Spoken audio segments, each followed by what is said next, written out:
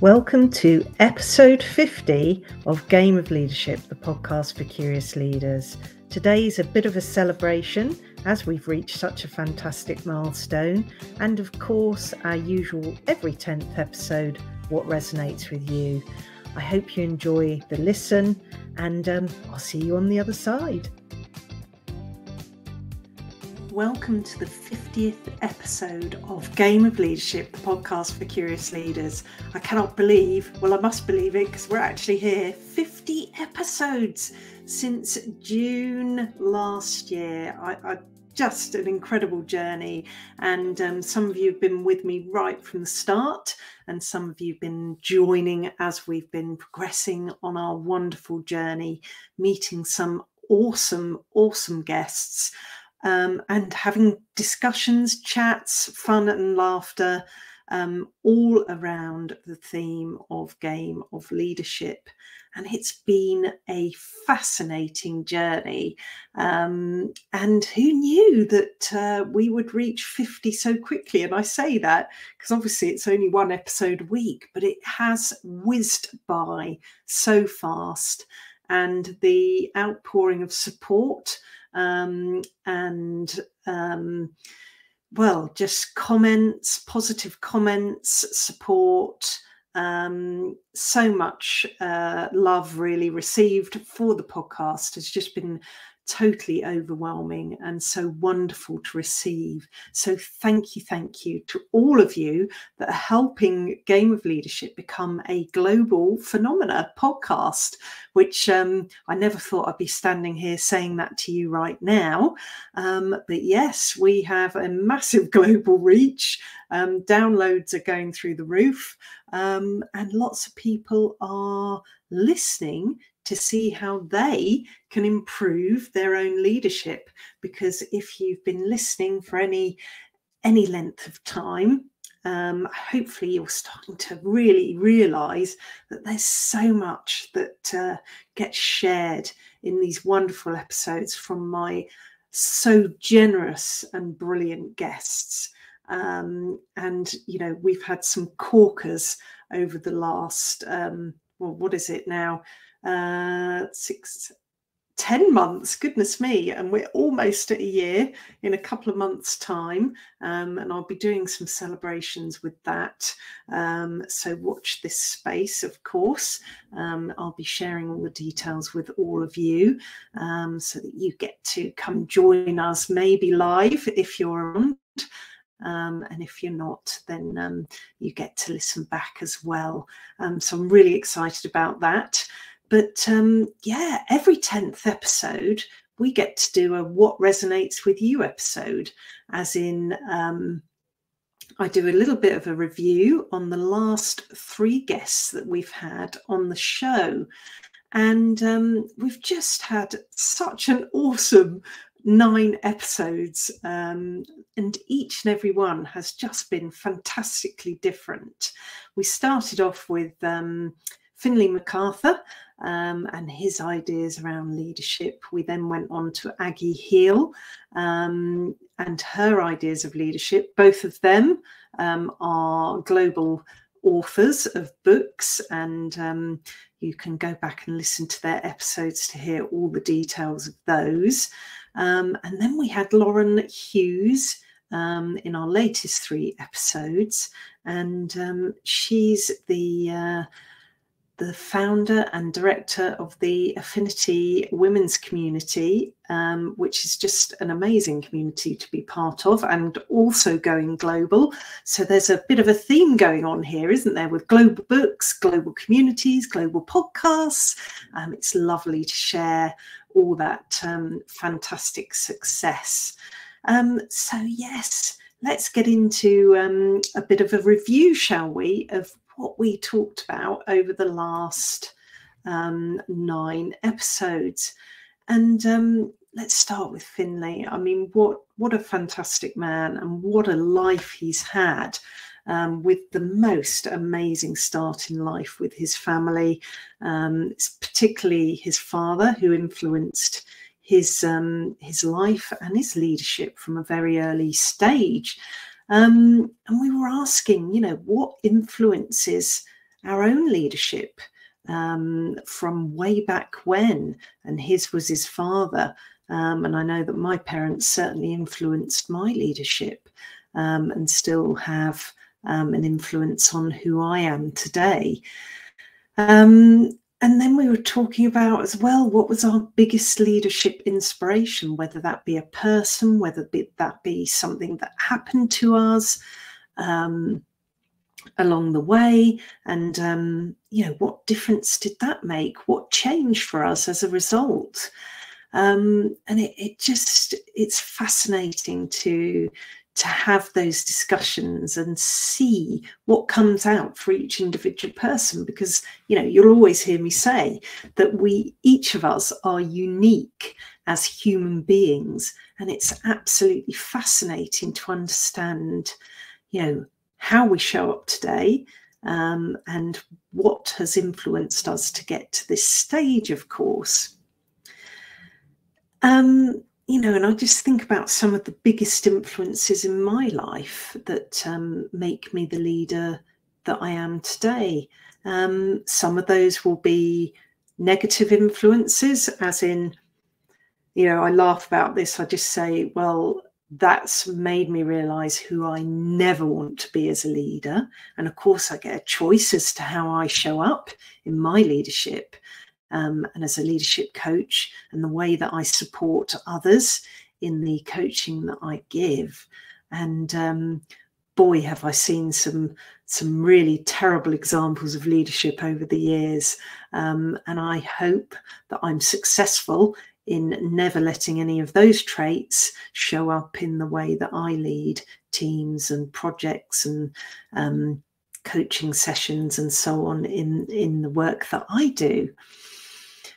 But interestingly, then, it makes me reflect on how lucky I've also been.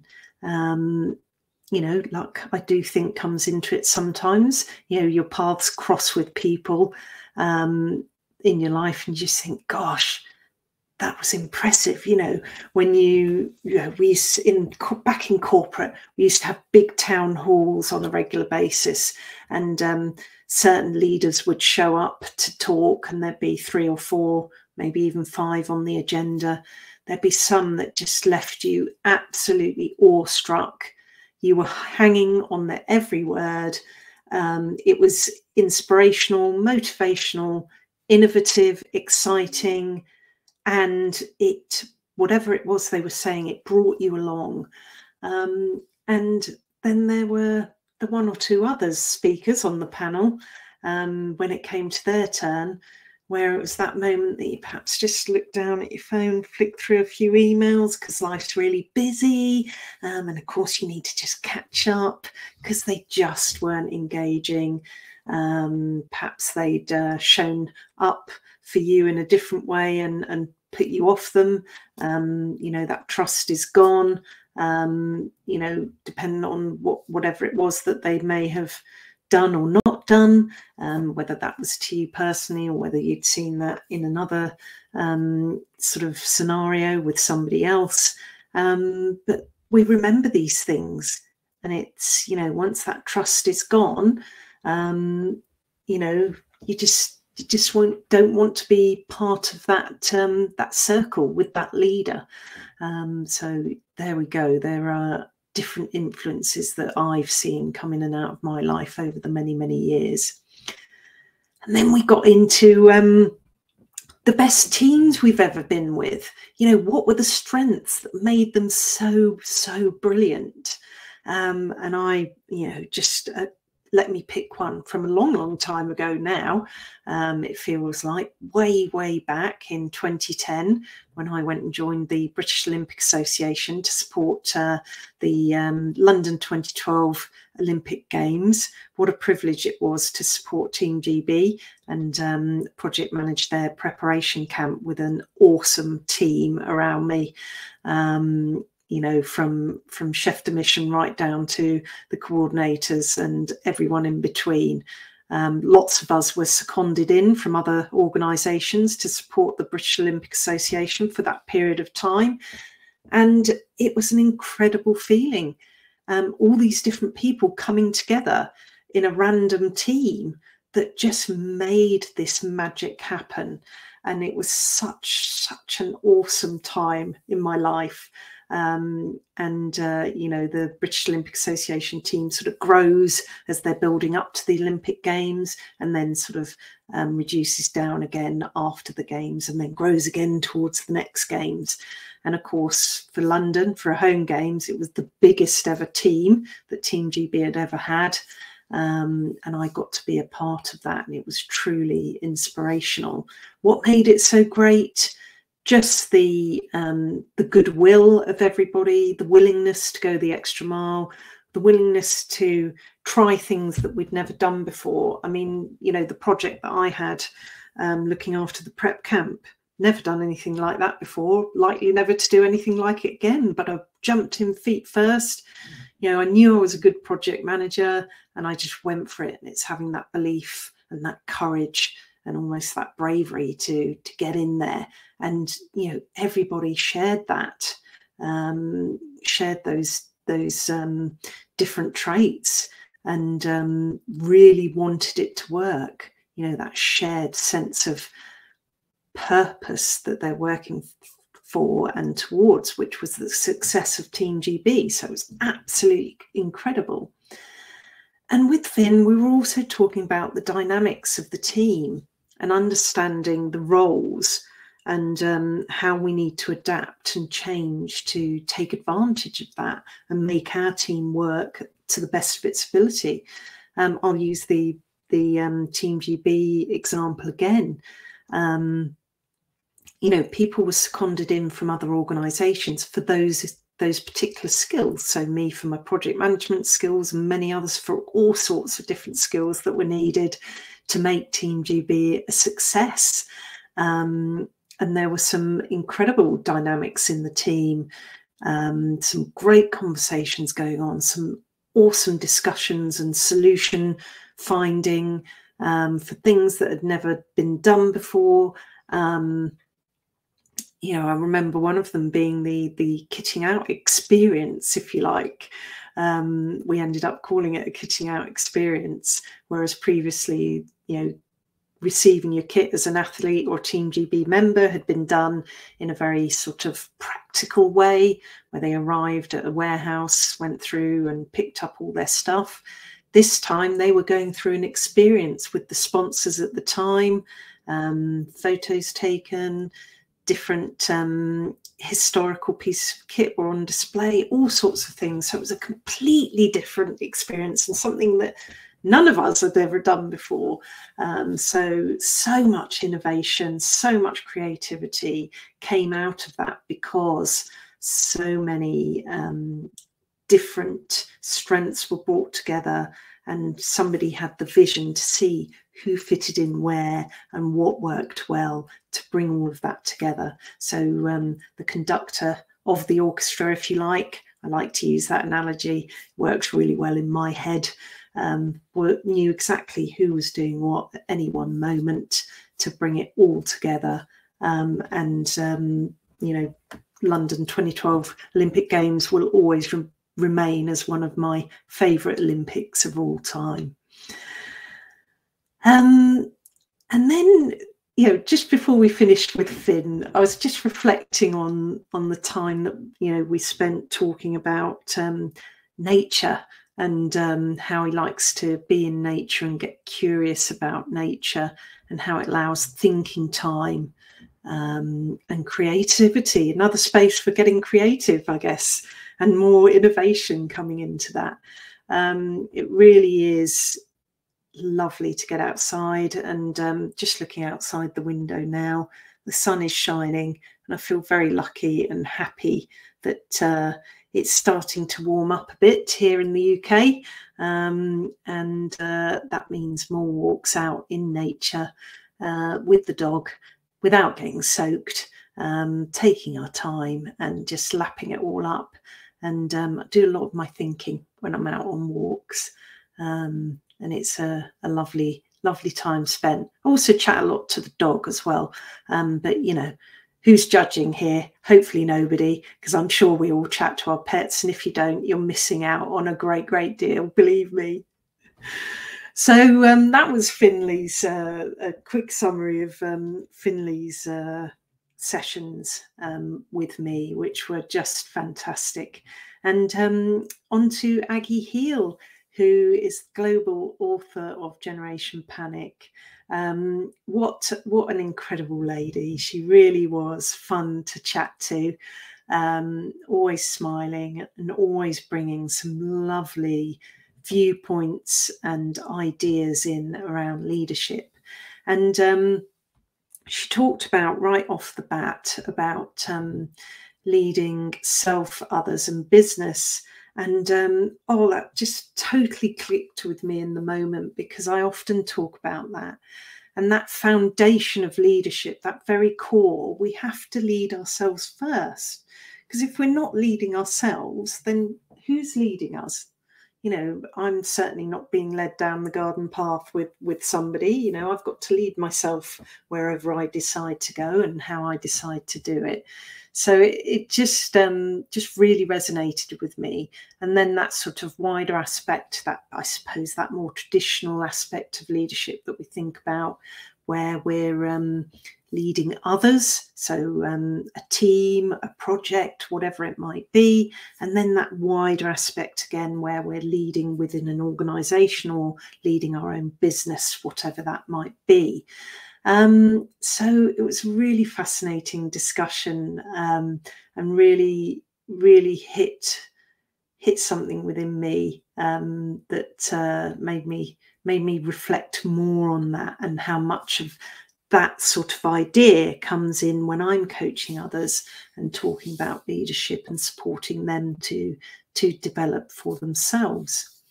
And then we got on to an interesting one. How do you know when you're fulfilled? And I always talk about being fulfilled in terms of purpose.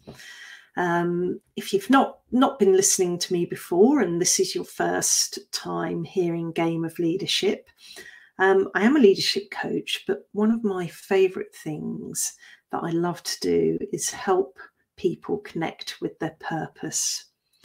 And that's fundamental to who we are. And it doesn't mean that you've reached 45 years old and never had a purpose. It just means that you've reached 45 years old and you've not really thought about it, and you've thought, oh yeah, I know my purpose, and you know, I'm doing this for my kids, and not really clarified it any more than that, and not really thought about it or connected with it. Connect is a really good word. So what I do is help people to connect with their purpose and really understand why they get out of bed in the morning and do what they do. And oftentimes it leads to them thinking, well, actually, I don't really like what I'm doing. It doesn't align with my purpose. Now I understand and I'm connected with my purpose. What I've actually done is lit that pilot light within me that's always going to be there and always going to guide me towards the things that feel aligned with me and my values, that bring me joy in my day-to-day, the things that I'm good at. But don't be fooled. Just because you're good at something doesn't mean you like doing it. So, you know, remember that one as you're going through these things. So it's, you know, I could talk about purpose all day, but you know, we'll save that for another time. So it's that understanding of what being fulfilled feels like is very connected to purpose for me, because if I know what my purpose is, therefore what brings me joy, what I enjoy doing in my work, where my strengths are, and aligning that with the things that I enjoy, that I'm good at and want to do every day, this is where the magic starts to happen. So of course, then you do start to feel fulfilled. You do start to feel valued, because what you're doing is you feel like you're giving value all the time. And you seek out people that share those same sort of values and purpose, because when you come across them, once you connect with your purpose and you're not aligned, it's really uncomfortable. and it's really unfulfilling, and it's really dissatisfying, and you can end up feeling really unvalued. So, you know, it all sounds very simple as I'm talking about it now, and in essence it is, because you'll feel it within you, yeah, you'll understand, yes, I'm fulfilled, or actually no, I'm not, something needs to change. So you know, I urge you to have a look at your purpose, what you think it might be, and how connected you feel to that. Happy to chat to any of you about that anytime. Then another one came up for me with Aggie as well. One of my core values is trust. So we were talking about that. How do you garner trust when you're leading others? And, you know, I mentioned earlier, didn't I, that, you know, once the trust is gone, when we're talking about people inspiring you, once they put you off, they do something that breaks that trust, or you see a behavior with them doing something to somebody else, it's near on impossible to get back. In fact, I'm not sure it's possible at all. So trust is very, very important, and creating that psychologically safe environment for your team to operate within, you know, to be able to feel they can talk to you without fear of consequence. You know, there's, gosh, again, psychological safety is another one we could talk a lot about. And if you haven't read The Fearless Organisation by Amy Edmondson, please do so. I'm sure I've recommended that one before as a really great read. Yeah, so trust is very important. And of course, a big part of the conversation with Aggie was around her book, Generation Panic, as well. And she called it the toolkit of all the different things that you could try to support your anxiety. And a fascinating recommendation, because she wrote the book originally because she had to go to all these different places and got even more exhausted by trying to find things that were supposed to work but didn't, and had to, so she thought, I'll pull all these things together for people so they've got it all in one place, which is a really selfless, wonderful thing to do. And now you've got it in one book. So I urge you to go and have a listen to that, a read even of that, should you need the help from Aggie there. But she talks about, or we talked about, the things that, oh, you're making noises there. So the dog's come in to say hello. So she's obviously wanting some attention here. Look, are you going to come and say hello? Come on, let's say hello. Here we go. So you can say hello to the listeners. There we go. You've gone all quiet now and they can't hear you. So if they're listening to this, they're going to think I'm mad. If they're watching it, they'll see you. Good girl. All right. So, yes, we got on to talking about the things that block you from moving forwards in your leadership. And, of course, we all experience what we'd call in coaching limiting beliefs at certain times. It might be as simple as not believing you can achieve a promotion, or you've got somebody difficult in the team, not believing that you can overcome that. And, you know, it can become this self-fulfilling prophecy. So how do you navigate, either remove the block or navigate around it, but, you know, really taking and doing the deep work to remove the block or the limiting belief so it doesn't come back to get in your way again in the future. So yeah, lots of fascinating conversation with Aggie, I have to say. It was a real pleasure to have her on. And as with Finn, I'm sure that Aggie and Finn and I will speak again in the future. Then we come on to the latest 3 episodes that I did with Lauren Hughes.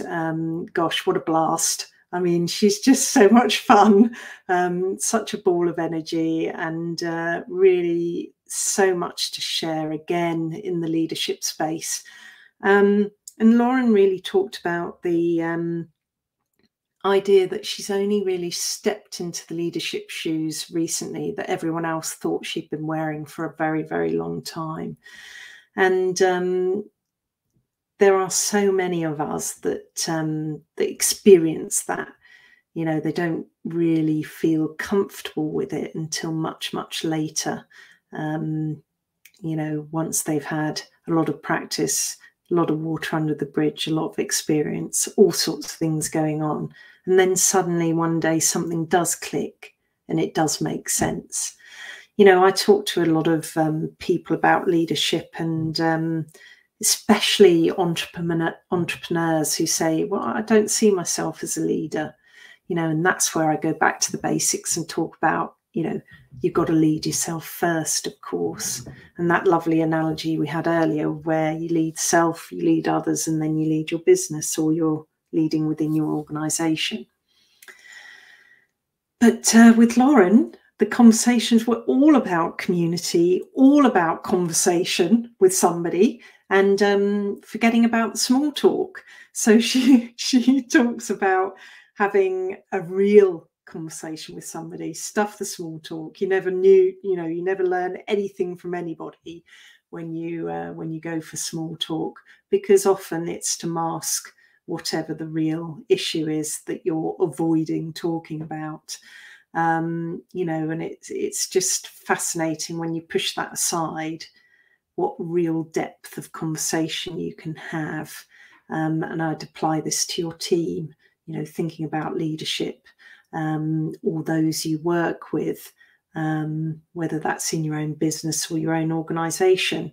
And it just allows for so much creativity, so many ideas that perhaps wouldn't have come had you not taken the plunge and asked a question, got curious, been interested in what others had to say. And that's something that I really, really enjoy is, you know, yes, I could stand here at the front of the team and say, right, we're going to do this, this, and this. And everyone's standing there thinking, oh, great, I didn't really want to do this, this, and this. I wanted to do that, that, and that. And here's why. But I haven't taken time to listen to them or take on their ideas. It becomes apparent very quickly that they become dissatisfied because they don't feel involved. They feel like decisions are done to them. They haven't bought into the ideas. So, you know, for me, I really love it when I get to say, let's have a chat about this. What are your ideas? You know, I'm heard saying quite a lot, oh, 6 heads are better than my one. Let's get stuck in. Yes, of course, there's times where I have to make a decision about something. But when there's opportunity for something to be so much greater because you get more input, plus you're getting buy-in from the team because they then feel attached to it and excited by it. When it comes to rolling this thing out, whatever it is, they're going to be really enthusiastic and want to get behind it because they had a part, they had a say in what it was that you're creating together. And I'll bring back to purpose again, because if you're all working towards the same purpose, a shared purpose in the team as well, that makes a huge, huge difference. We also talked about the positive and negative ways that games impact leadership. You know, we had very interesting discussions around, you know, game and leadership. Leadership not really being a game, you know, how does that, and that certainly came in with Aggie as well in her episodes, as to, you know, game and leadership shouldn't even be in the same sentence. So fascinating discussions there. It really is personal. You know, the fact that I've called this game of leadership, that's fine, no problem at all.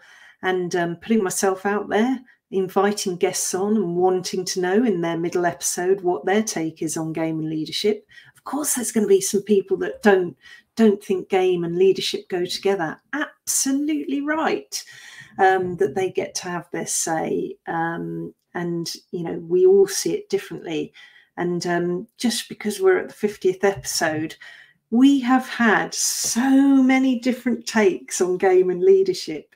And I've probably said this before, just when I think there isn't another way to look at game and leadership, one of my fabulous guests comes up with something else.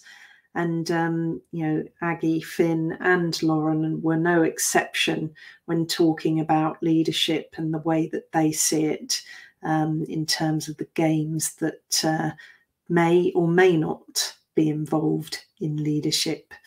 So, yeah, do go back and have a listen and see all the different themes. We've had high-performing teams. We've had literal meaning of the word game and games played with teams, icebreakers, that sort of thing, or you know, monthly incentives, that kind of thing. We've had the political side of it, you know, and then of course latest discussions around why it shouldn't be a game, why it should be taken seriously. You know, we're playing with people's lives in a way. So, you know, treating leadership as a game is a bit of almost an insult. So yeah, we've had all sorts of different viewpoints. So it's entirely up to you to have a think about how that resonates with you and how that works for you. We also talked about feedback. How open are you to the feedback that you receive? You know, some people aren't so great at giving feedback. You know, it is a skill. It does take time and energy to do it in the right way. But when it's done in the right way and it's coming at it with positive intent and curiosity to support the person that you're giving feedback to grow and develop, it can be really, really, say, life-changing, but transformational for that person and their own leadership journey. So yeah, how do you take feedback that you receive? And then what do you do with it? Do you take action on it? Do you just let it sit? You know, it's interesting, isn't it? I say all the time that every day's a learning day for me.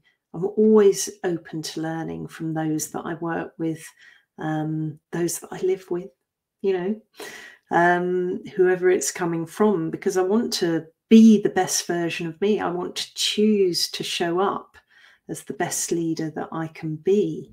And receiving that feedback helps me to do that. So, yeah, thinking about feedback and how you give and receive that was something that we got into. And then finally with Lauren, we also got into boundaries. I talk to so many people on a daily basis. In fact, I was part of a meeting yesterday where the person talking realised that they were allowing their boundaries to be trampled on in a very big way. And it was such an interesting conversation because it was a real aha moment for them, where they knew immediately what they needed to do. They were fired up and ready to take action to stop that happening in future, and making sure that they understood they were the keeper of their own boundaries and that they had the right to protect those boundaries and to be able to say no to certain things that meant that their boundaries were safe and upheld by themselves and then understood by others. And the interesting thing about boundaries is that people will keep pushing them. So when you first start to push back because you realise you need to make a change and you can't keep letting your boundaries be overstepped, you know, they'll try and say, oh, Paula, could you take on this this couple of extra pieces of work for me. I need them finished, these 2 reports, by the end of this week. And it's already closed on Wednesday. Because Paula will always get it done, and she always says yes, and then it's always done well and quality, and I always get it in time. So Paula says to herself, well, if I keep saying yes, they're going to keep doing it, so I've got to start saying no, because my other work's suffering as a result, and I'm then overworked, and then I'm having to stay late to fit in my other work on top of these 2 extra reports that they keep asking me to do. So the first time I'm saying no, the other person says, you know, well, you're really good at it, so, you know, it'd be great if you could. So, you know, you just have to say, I can't, I've got so much on, I can't take that on as well. And they're like, but I really need you to do it. So the guilt starts coming in, you know. So I think it's thinking of ways to say then, actually, okay, if I take those 2 reports on, I've got these other 2 things over here. Which is the priority? You need to let me know, because the other 2 will have to wait till next week. That's a very different way of changing the conversation into, okay, I can do it, but something else has to go, rather than a flat no. I'm not sure I've explained that very well there, but I think you get the gist. And, you know, it is fascinating when you change a little bit of the language that you use, your own approach. It'll feel awkward the first time you do it. They'll keep trying to step back over the boundary because, you know, typical behavior, you've always let them do that. So keep going, keep plugging away, small steps, and eventually you will get your boundaries into ship shape for yourselves. And of course, it depends what it is as well. You know, personal boundaries as well as work boundaries, you know, they're all just as important to uphold as well. So there we go. That's the end of my my review of what resonates with you for the last 9 episodes. So with that, episode 50 is coming to a close. Thank you again for being the most awesome listeners, for supporting Game of Leadership, the podcast for curious leaders, for the last 10 or so months. It's been an epic journey. I've had some awesome conversations, and long may it continue. I love doing this podcast, and I'm so glad I took that leap of faith, found the courage, and was brave enough to put myself out there. Thank you all so much, and I'll see you next week.